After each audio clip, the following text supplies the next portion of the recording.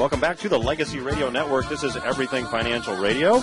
We are chatting with Mr. Jeffrey Tucker, who recently wrote an article about Fed policy. And, you know, Jeffrey, I would like to just jump right back in where we left off in the last segment, because I think a lot of listeners, after hearing you talk about the Fed policy, talk about how it's really not helped the economy, you have to wonder why the Fed continues to engage in this, and talk, if you would, about why the government needs the Fed.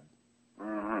Yeah. Okay. So this has been a very interesting process for me to think through this, because there has to be. I mean, this guy Bernanke is not just a complete fool, and I'm assuming he's not a complete devil. So the question is to find the rationale behind his policies, and what my argument is that you can make sense of everything he's doing if you remember that the purpose of the Fed is to keep the banking system solvent. I mean, that's why the Fed was created. That's why every central bank was ever created. Fractional reserve banking in particular, has a problem that they don't want to face the normal competitive pressures of the marketplace, like shoe stores or restaurants face, where, if the revenue's not coming in, they go belly up. I mean, banks don't like that kind of competitive pressure, so what they want to do is cartelize themselves so they can borrow and lend from each other as a way of staying solvent and avoiding bankruptcy in the face of runs or bad loans. Well, after 2008, you had the ultimate experience of bad loans. I mean, the entire system had been malinvested in real estate, and things were extremely precarious. What Bernanke set out to do, and this is obvious in retrospect, is he basically nationalized the banking system. He turned the Federal Reserve from being, basically a clearinghouse to becoming, the one and only bank. And that's why he's paying the bankers to keep their deposits. This is the trade-off that he made in order to fulfill what he sees as his function of keeping the banking establishment alive and functioning and profitable. He decided to give up a whole series of traditional banking functions, and that's exactly what's happened. So the reason central banks are created governments create central banks is that they're giving the industry a privilege that is not afforded any other industry. Namely, they agree to allow them to hold a legally protected cartel, and that protects the banks from competition, and it protects them from market pressures, from going belly up in the face of a crisis. So what does the government get out of this? Well, what it gets out of this is a guaranteed market for its debt, so that it too can avoid market pressures. I mean, if Treasury bills were actually on a free market right now, I mean, they would be worse than junk bonds, right? I mean, they would be absolutely useless. I mean, lower price than bad mortgage debt, if there was such a thing.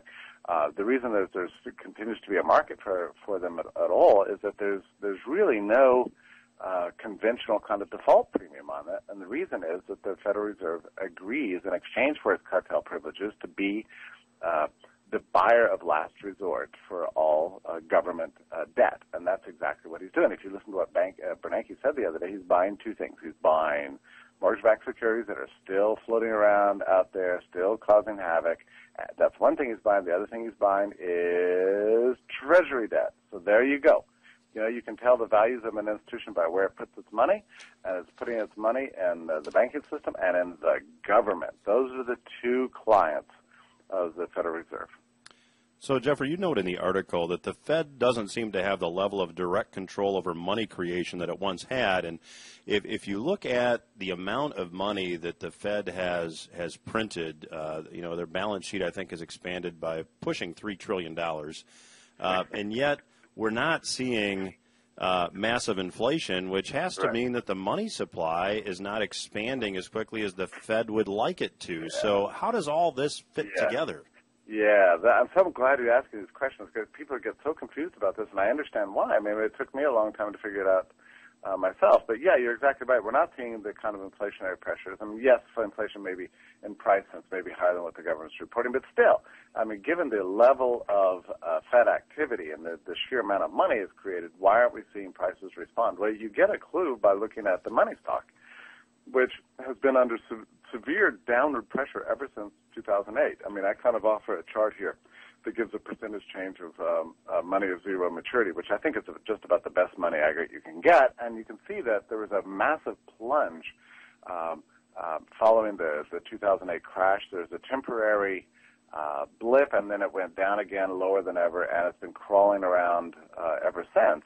And even the most recent activities, the most recent data we shows continued downward pressure on the rate of money creation. And the reason for this is that in our system, it's not the Fed as such that creates the dominant part of money that's out there. It's the banking system itself, and the banking system creates it through its lending functions. So if you disable that lending function by driving interest rates to zero, you disable the system's ability to create hot money out on the street. And that's precisely what's happened. So, yeah, I mean, it's a very weird world we're living in. You mentioned reserve balances with Federal Reserve banks. They've soared to the moon, and at the same time that things like Dodd-Frank and the Basel III Accords, have required increased capitalization on the part of the banks. So we're not seeing the mechanism that would normally be creating money operate as it once did. Now that could change, but I don't see it changing so long as the zero interest rate policy persists.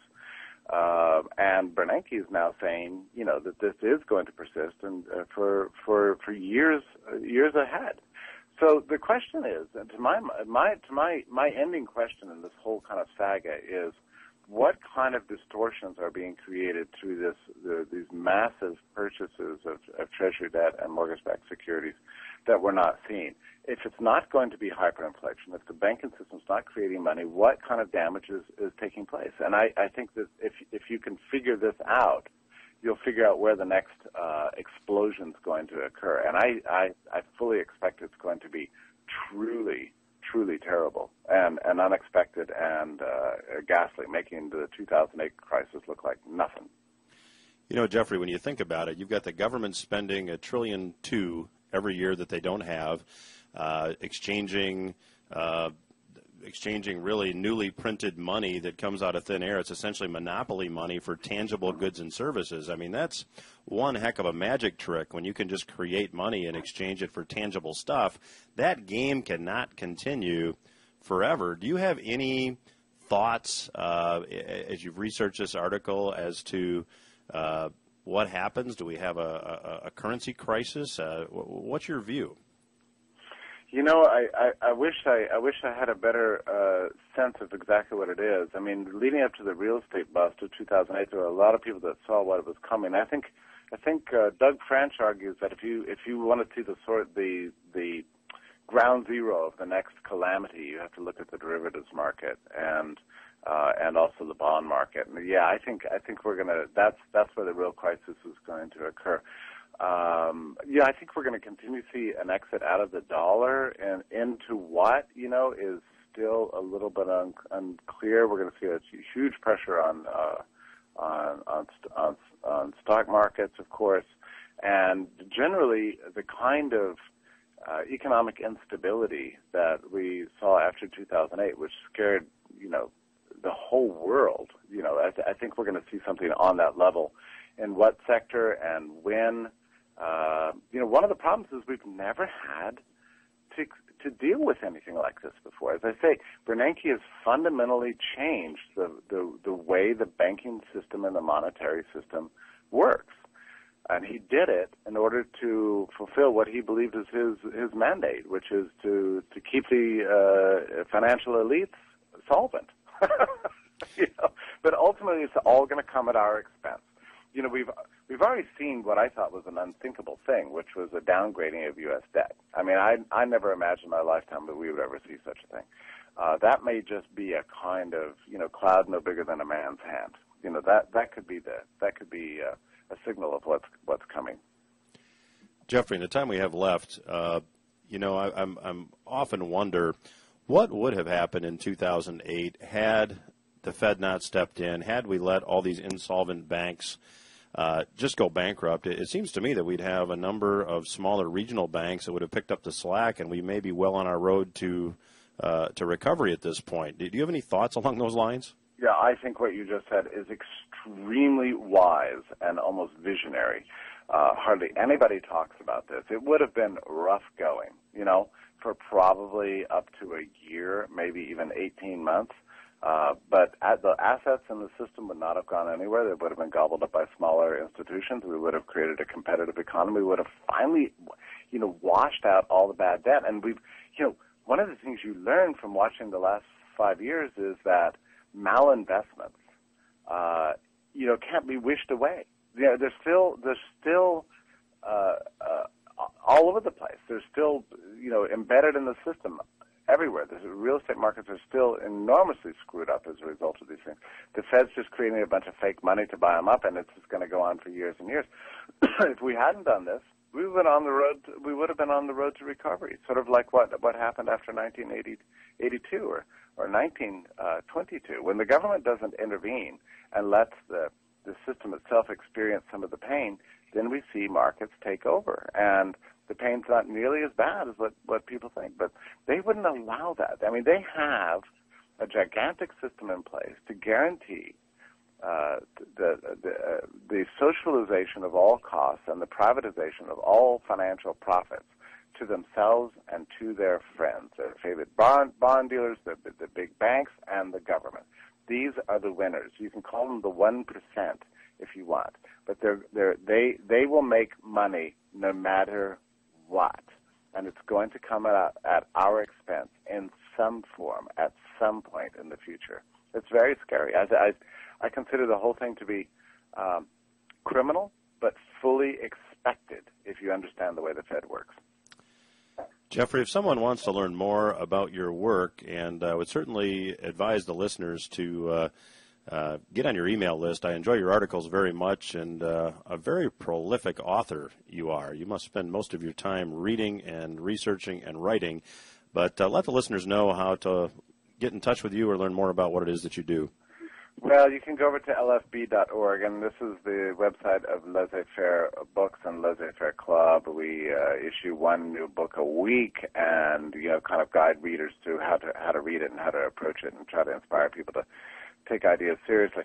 The article in particular that you're calling about today is called The Great Disconnect. It ran on Saturday. You can see it in the Laissez-Faire Today issue. It's for free online, and I've got a ton of material there. And you're right. I mean, that's what I spend my time doing, reading, researching, and writing. I tell you, it's good life. Well, Jeffrey, we appreciate very much your time today, and hope you'll come back again. I'd really be happy to. Thank you so much for having me. Thank you. Everything Financial Radio here on the Legacy Radio Network will return after these words. Stay with us.